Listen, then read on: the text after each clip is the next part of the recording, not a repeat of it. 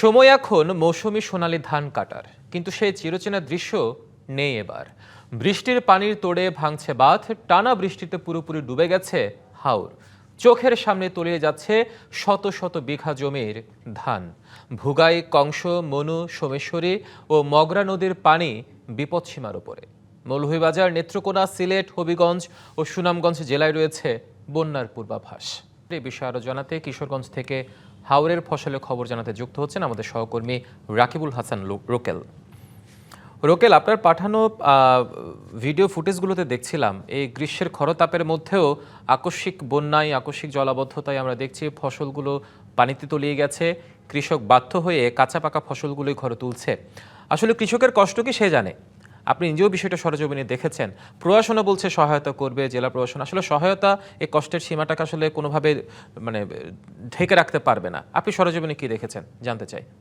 আসলে এই যে হাওর অঞ্চলের যে ফসলি জমি, এই হাওর অঞ্চলে কিন্তু একটি মাত্র ফসল।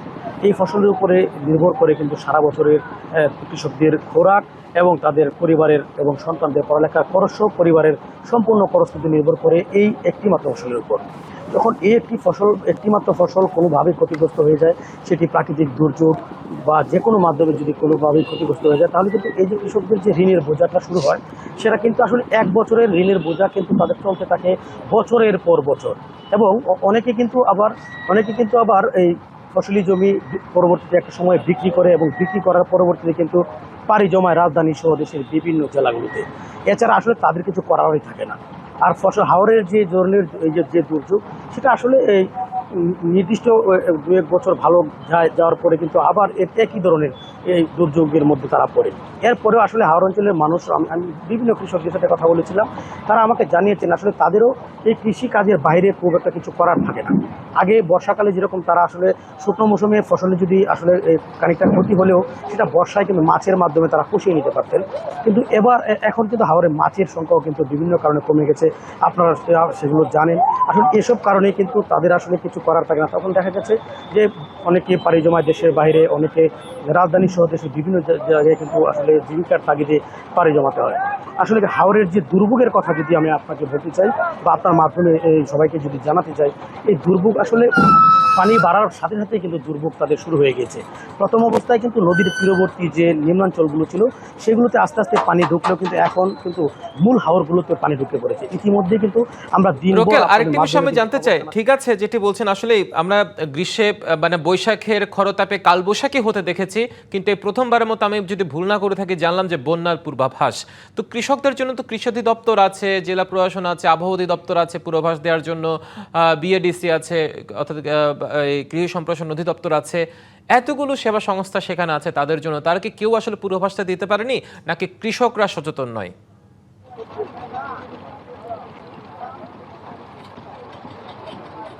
আসলে বন্যার বা বিভিন্ন দুর্যোগের যে পূর্বাভাসগুলো, সেগুলো কিন্তু বিভিন্ন দপ্তর থেকে দেওয়া হলেও প্রান্তিক পর্যায়ে আসলে খুব একটা পৌঁছে না, বা কৃষকরা অনেক সময় এগুলো জানতে পারে না।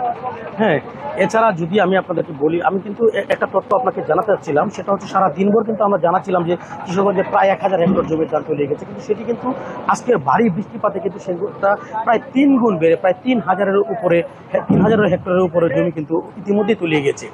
আর এই যে আপনি যেটা বলছিলেন যে আসলে পূর্বাভাসের যে ব্যাপার, আসলে এই হাওরের দুর্যোগটা আসলে কয়েক বছর পরই কিন্তু আসে। বিশেষ করে আসলে এই যেসব এলাকায় হাওরের যে ফসল রক্ষা বাঁধগুলো দেওয়া হয়ে থাকে, সেই বাঁধগুলো কিন্তু প্রতি বছর একই জায়গায় দেওয়া হয়, কিন্তু আসলে যেসব জায়গা দিয়ে পানি ঢুকে, যেমন এবার যেদিক থেকে পানি ঢুকে যাচ্ছে, বাঁধের কিন্তু খুব একটা ক্ষতি হয় নাই, কিন্তু আসলে বাঁধ ছাড়াই কিন্তু বিভিন্ন দিক থেকে পানি ঢুকে গিয়েছে। এসব জায়গায় কিন্তু বাদ দেওয়া প্রয়োজন ছিল বলে কৃষকরা কিন্তু আমার কাছে অভিযোগ করেছেন। হিমাদ্রি। রোকেল, আপনাকে ধন্যবাদ। আমাদের সাথে আমাদের আরেক সহকর্মী চট্টগ্রাম থেকে যুক্ত হয়েছে। আসলে হাওর যখন পানিতে ডুবছে, তখন যে দ্বিতীয় রাজধানীকে তো চট্টগ্রাম, যাকে সিঙ্গাপুর বানানোর আশ্বাস দিয়েছিল অনেক অতীতের অনেক রাজনৈতিক নেতাকর্মীরা, ক্ষমতাসীন দলরা, কিন্তু সেই সিঙ্গাপুরটা আসলে অনেক দূর অস্ত। মুজিব আমাদের সাথে যুক্ত আছেন। মুজিব, একটা প্রবাদও আছে, পানির নিচে মুরাদপুর কিভাবে হবে সিঙ্গাপুর। গতকালও কিন্তু নগরী পুরোটাই জলমগ্ন ছিল। আপনাকে এখন দেখছি আপনি হয়তো জলাবদ্ধতা নেই খুব একটা, কি অবস্থা সবকিছু মিলিয়ে? অনেকেই তো অনেক আশ্বাস দেয়, মেয়রও দেখলাম হেঁটে হেঁটে কালকে জলাবদ্ধ নগরী পরিদর্শনে গেছে, কিন্তু পরিদর্শন কি আসলে জনদুর্ভোগ কমাতে পারে? হিমাদ্রি, পরিদর্শন আসলে জলাবদ্ধতা কমাতে পারে কিনা সেটি একটি বড় প্রশ্ন। তবে এখানটাতে যে সবচেয়ে বড় ব্যাপারটি সেটি হচ্ছে যে চট্টগ্রামে জলাবদ্ধতা নিরসনে যে প্রকল্পগুলো চলছে এর মধ্যে বেশি প্রকল্প বাস্তবায়ন করছে সিডিয়া। অর্থাৎ আমি যদি বলি 4টি প্রকল্প চলছে, এর মধ্যে 2টি প্রকল্প বাস্তবায়ন করছে চট্টগ্রাম উন্নয়ন কর্তৃপক্ষ, একটি মাত্র চট্টগ্রাম সিটি কর্পোরেশন এবং আরেকটি প্রকল্প বাস্তবায়ন করছে চট্টগ্রামের পানি উন্নয়ন বোর্ড। অর্থাৎ এই জায়গাটিতে এখন যে 2টি প্রকল্পের জন্য মোটামুটি যে জায়গাগুলোতে জলাবদ্ধ বা জলজট তৈরি হচ্ছে সেই প্রকল্পগুলোর কাজ করছে কিন্তু চট্টগ্রাম উন্নয়ন কর্তৃপক্ষ। কিন্তু দুঃখের ব্যাপার হলো এখানে একটা সমন্বয়হীনতার চিত্র দেখা যায় যে যেহেতু পানি উঠলে পরেই চট্টগ্রামের অভিভাবক বলেন, চট্টগ্রাম সিটির কর্পোরেশনের একজন প্রধান হিসেবে মেয়রকেই সবাই প্রশ্ন করে, সেক্ষেত্রে মেয়রকেই সবাই আসলে খোঁজেন। সেই জায়গাটিতে আসলে মেয়রকে বারবার প্রশ্নটা করা হয়। তবে মেয়র যেটি বলছেন যে এই প্রকল্পগুলো চট্টগ্রাম উন্নয়ন কর্তৃপক্ষের অধীনে এবং তারাই সেটি বাস্তবায়ন করছে। এবং আপনি জানেন যে চট্টগ্রামে এই 4টি মেগা প্রকল্পের প্রায় 5,000 কোটি টাকা দিয়ে কাজ শুরু হয়েছে। সেই প্রকল্পগুলোর এখন প্রায় 14,000 কোটি টাকাতে পৌঁছেছে। এখন পর্যন্ত সেই প্রকল্প যদিও বলা হচ্ছে যে সংশ্লিষ্ট কর্তৃপক্ষগুলো বলবার চেষ্টা করছে যে তার 70 থেকে 80% কাজ শেষ হয়েছে, কিন্তু এখন পর্যন্ত ঠিক সেই পরিমাণ সুফল পাওয়া যাচ্ছে না। তবে এই জায়গাটিতে সবচেয়ে বড় বিপত্তি যেটি হচ্ছে যেহেতু খালের উন্নয়ন প্রকল্পগুলো কাজ চলছে, সেক্ষেত্রে কিছু কিছু জায়গায় বাদ দেওয়া হয়েছে। এর ফলে কিন্তু যে আকস্মিক যে বৃষ্টি, যেহেতু এখন বর্ষাকাল না, বর্ষাকালের আগে যেহেতু বৈশাখের মধ্যভাগের এই বৃষ্টি, সেই বৃষ্টি আসলে সামনে অর্থাৎ ভবিষ্যতে আকস্মিক বৃষ্টিতে আসলে পূর্বাভাস না পাওয়ার কারণে হয়তো খালে যে বাঁধগুলো দিয়েছে সেই বাঁধের কারণে সে আকস্মিক জলাবদ্ধতা সৃষ্টি হয়েছে। আমরা আশা করব পরিপূর্ণ বর্ষায় সেই জলাবদ্ধতা থাকবে না। মুজিব, ধন্যবাদ আপনাকে যুক্ত হওয়ার জন্য।